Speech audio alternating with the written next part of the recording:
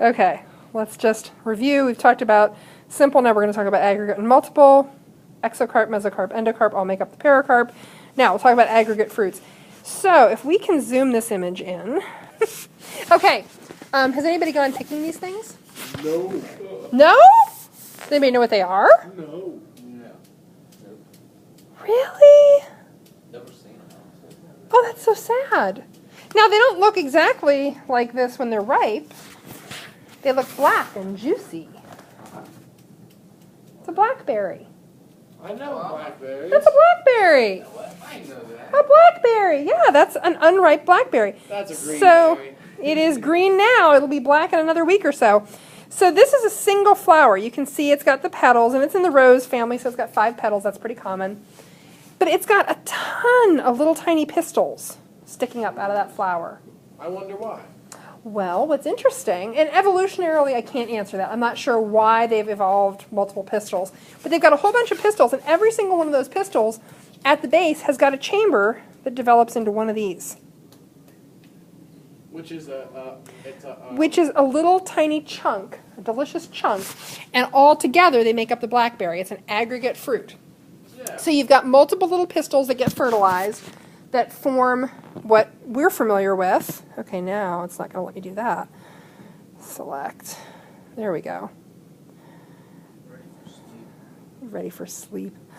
Nah. Okay. So this is, anybody know what that is? What is it? What is it? Where? Yes, it's a raspberry. Yeah, it is. It's a raspberry. Now that's not the raspberry that you usually buy commercially. This is called a purple flowering raspberry. Very creatively named because guess what color the flowers are? Purple. Purple!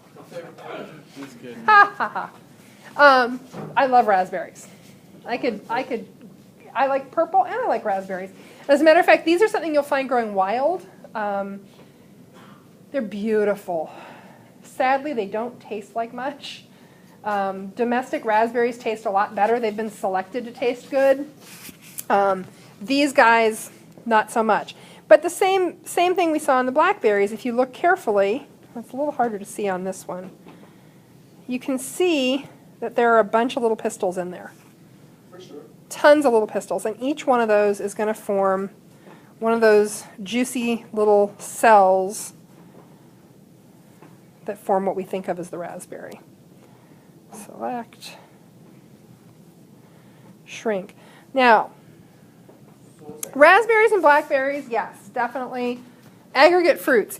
Here's the weird one, and we talked about this when we were talking about berries, and I think, Emily, was it you who were outraged that strawberries are not berries? Or was that you, Ashley? It was me. Okay. What do you mean they're not berries? It's called a berry! I know. I'm not in charge of this.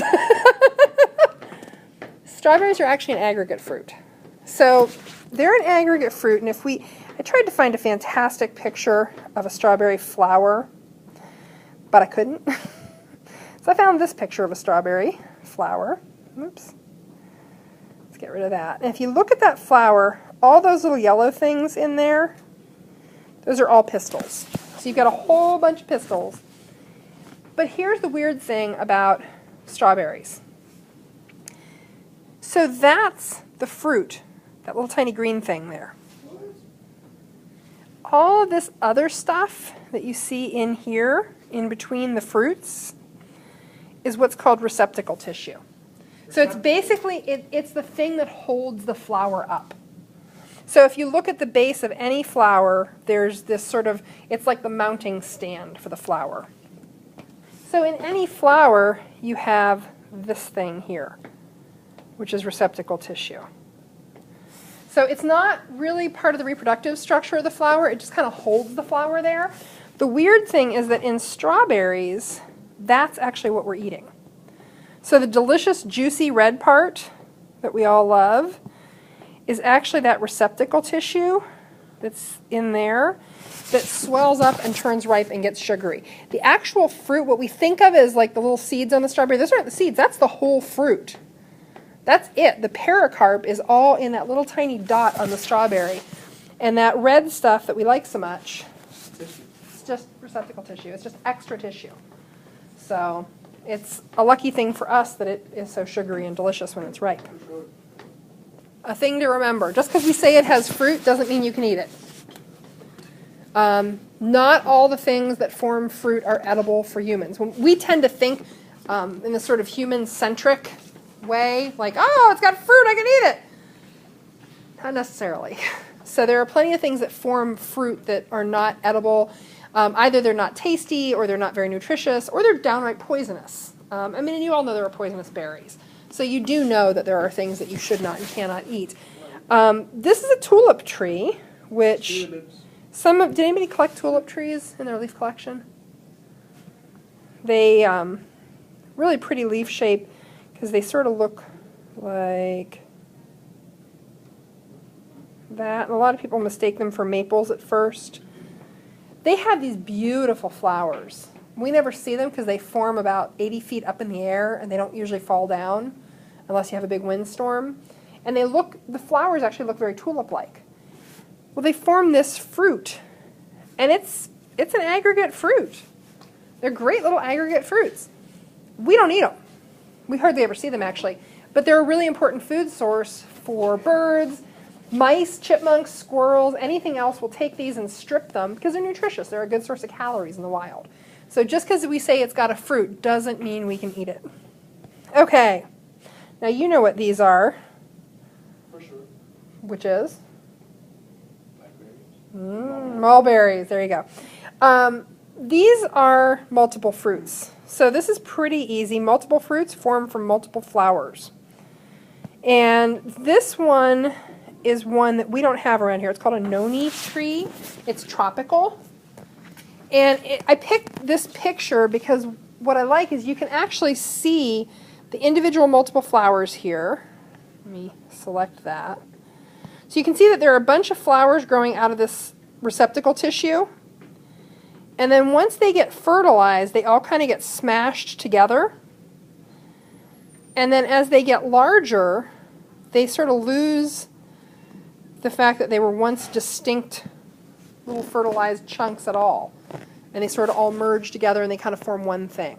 So you have multiple flowers, but they kind of get smashed together so much that you can't tell that they're different. Okay, so we've got the Osage orange. Another example of multiple fruit. Let's see if we can get the image of the mulberry flowers. There's our mulberries, there's our noni bush. And pineapple is another one. I also have a picture on this slide of a pineapple flower. Who had pineapple? Was that you, Devin? Me. I had pineapple. Emily and Devin. Okay. I'm Devin. I'm not Devin. Hi, Dean. How are you? I knew that. It's okay. One year I just started making up random names. I was like literally calling people by names that I did not have students by. You're not the only person. Ezekiel. Hey, Joe. I don't have a Joe. Who is Joe? Anyway. Levi. It was a year when I was really sleep deprived. Let's see if we can get the picture. There are the mulberry flowers. And you can see now this is kind of a spike that hangs down, but all of those are individual flowers, and as they fertilize and swell up and develop, you get this thing. Swell up and develop. They do. Well, they get I mean, it is. Swell up and develop. Hey, that is pretty good. But it's kind of the case with all reproductive activities. Something gets fertilized, it swells up because there's a new life developing in it. So, okay.